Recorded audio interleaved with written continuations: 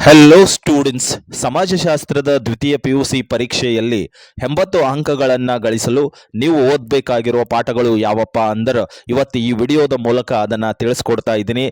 ಎಲ್ಲ ದ್ವಿತೀಯ ವರ್ಷದ ವಿದ್ಯಾರ್ಥಿಗಳೊಂದಿಗೆ ಈ ವಿಡಿಯೋವನ್ನು ಶೇರ್ ಮಾಡಿ. 1 ಮಾರ್ಕ್ಸಿನ ಪ್ರಶ್ನೆಗಳಿಗಾಗಿ ನೀವು ಓದಬೇಕಾಗಿರೋದು ಎಲ್ಲ ಪಾಠಗಳು.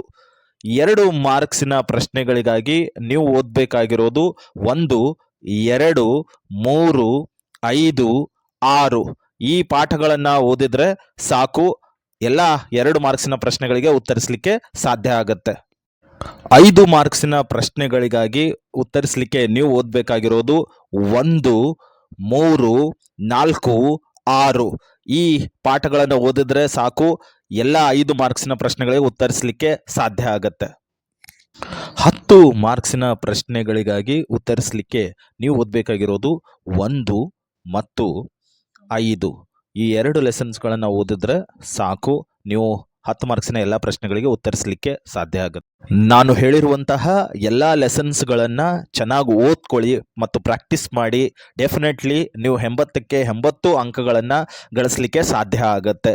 Wish you all the best for your exam. Thank you.